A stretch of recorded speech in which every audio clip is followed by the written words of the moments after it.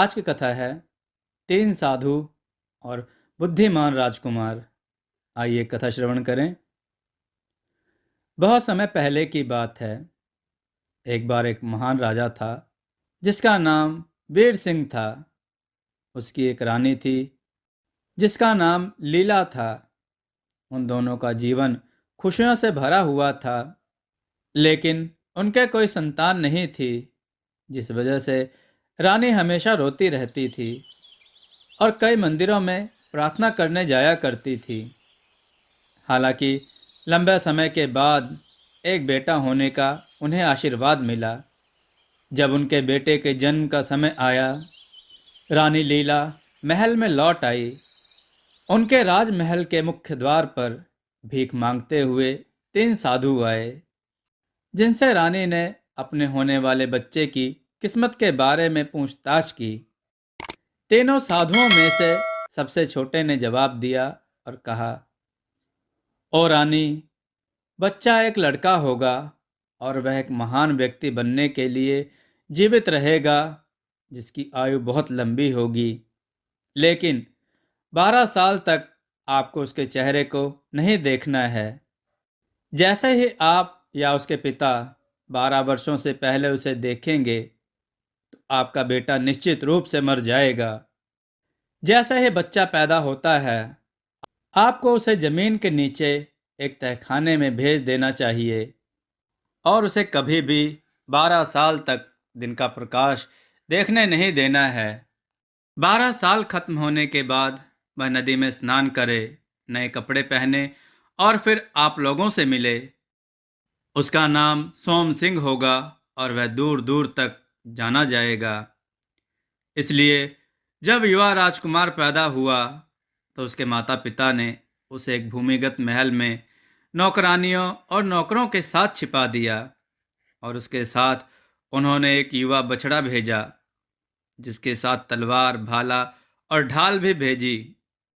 वहां बच्चा रहने लगा और बछड़े के साथ खेलकर और तोते से बात कर अपना समय गुजार रहा था, जबकि नौकरानियों ने उसे सभी जरूरत की चीजें सिखाई।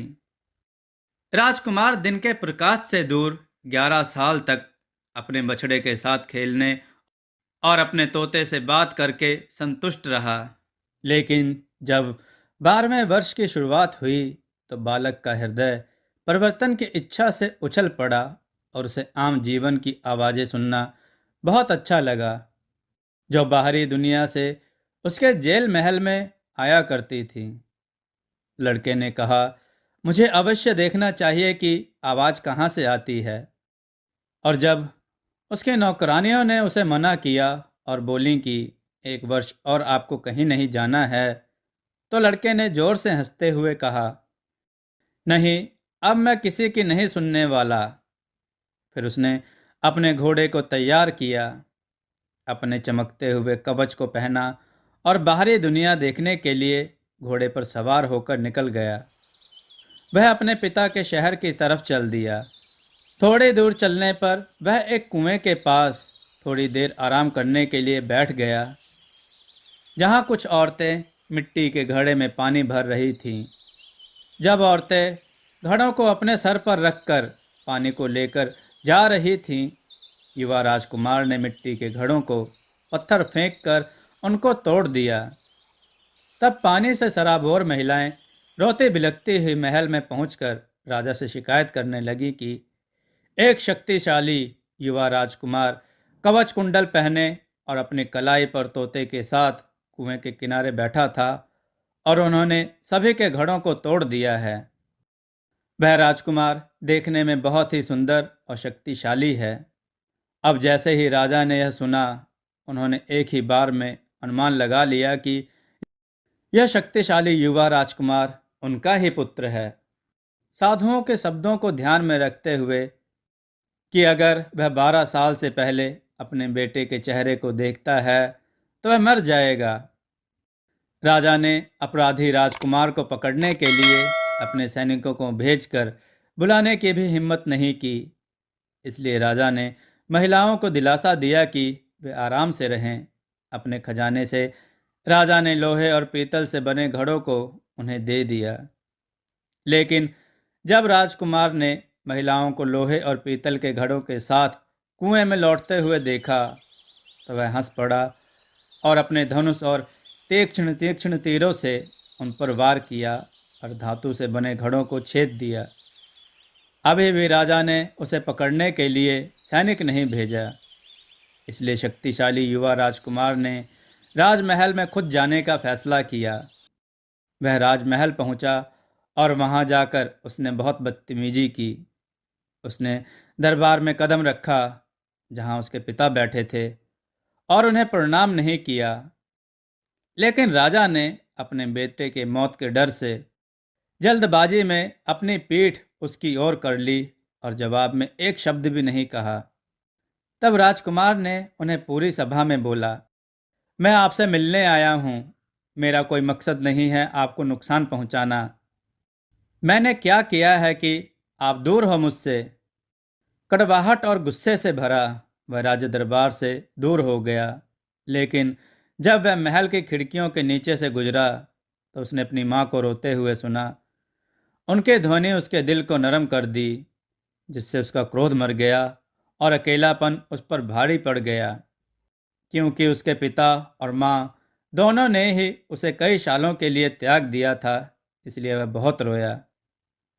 रोते हुए उसने बोला, दिल, आज तुमने मुझे नंगा कर दिया। जो तुम्हें प्यार नहीं करते उनके लिए आंसू, जिसने मुझे छोड़ दिया है उन लोगों के लिए आंसू, ये कैसी माँ है। इस पर रानी ने अपने आंसुओं के माध्यम से उत्तर दिया, हाँ माँ हूँ मैं। हालांकि मैं रोती हूँ तुम्हारे लिए, प्यार भी उतना ही करती हूँ, लेकिन किसी कारणों से हमें दूर रहना पड़ रहा है। जहाँ भी रहो इन शब्दों पर जरूर अमल करो। जाओ, सभी पुरुषों का राजा बनो, लेकिन रखो अपना दिल अच्छा और शुद्ध। इस तरह से राजकुमार को सांत्वना मिली और वह भविष्य के लिए तैयार होने लगा। वह अपने साथ अपने घोड़े और अपने तोते को ले गया। जब वह पैदा हुआ था तब से वे दोनों उसके साथ रहते थे। जब वह यात्रा कर रहा था तो गरज और बिजली की एक भयंकर आंधी सी आई, जिससे उसने आश्रय लेने का सोचा। उसने पाया कि पास में ही एक पुराना शमशान है। वह वहां गया जहां एक अधकटा शव जमीन पर पड़ा था। राजकुमार इतना अकेला था कि लाश से ही उसने दोस्ती कर ली। वह लाश के बगल में बैठ गया और कहा, यहाँ कोई नहीं है, ना ही दूर और ना ही पास। क्या भगवान फिर से इस लाश में जीवन डाल सकते हैं? उससे बात करने में अकेलापन कम हो जाएगा। और तुरंत बिना सिर वाली लाश उठी और राजकुमार के पास आकर बैठ गई। राजकुमार ने कुछ भी आश्चर्यचकित नहीं किया और कहा, तूफान बहुत भयंकर है। पश्चिम में बादल घने हो रहे हैं। तुम्हारी चिता का क्या, और लाश कि तुम आराम भी नहीं कर सकते। तब सिर विहीन लाश ने उत्तर दिया, धरती पर मैं भी था। एक राजा की तरह मेरी पगड़ी थी। मेरा सिर सबसे ऊंचा था।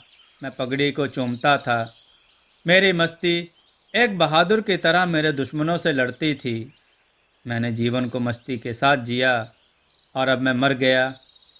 पाप मुझे आराम से जीने नहीं देता है। अंधेरा और उमस भरी रात गुजर रही थी, जबकि राजकुमार शमशान में बैठा था और बिना सिर के लाश के साथ बात करता रहा। अब जब सुबह हुई तो राजकुमार ने कहा कि उसे अपनी यात्रा जारी रखनी चाहिए। तो बिना सिर वाली लाश ने उससे पूछा कि वह कहाँ जा रहा है। राजकुमार ने कहा कि वह राजा शेर सिंह के पास चौपड़ खेलने के लिए जा रहा है। लाश ने उससे राजा शेर सिंह के साथ चौपड़ खेलने का विचार छोड़ने के लिए भीख मांगी। लाश ने उससे कहा कि मैं राजा शेर सिंह का भाई हूँ और मैं उसके तरीके जानता हूँ। हर दिन नाश्ते से पहले वह खुद को खुश करने के लिए 2 या 3 आदमियों के सिर काट देता है। एक दिन जब उसे कोई नहीं मिला तो उसने मेरा सिर काट दिया। निश्चित रूप से वह किसी न किसी बहाने से आपका सर भी काट देगा। हालांकि अगर आप उसके साथ चौपड़ खेलने के लिए दृढ़ हैं तो इस शमशान से कुछ हड्डियां ले जाएं और अपना पासा इन हड्डियों से बनाएं।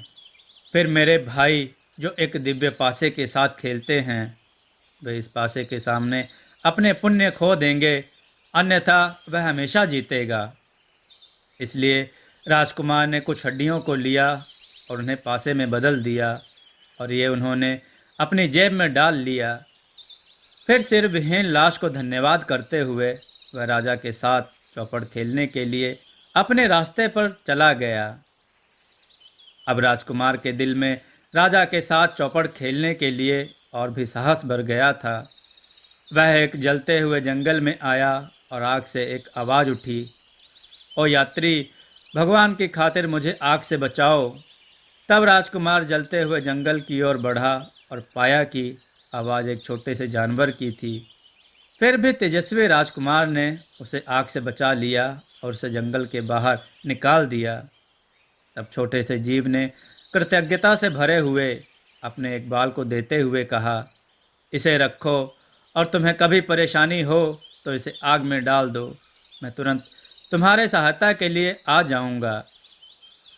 राजकुमार ने मुस्कुराते हुए कहा, आप मुझे क्या मदद कर सकते हैं? फिर भी उसने बाल रखे और अपने रास्ते चला गया। अब जब वह राजा शेर सिंह के शहर में पहुंचा तो उससे मिलने के लिए राजा की 70 बेटियां बाहर आईं।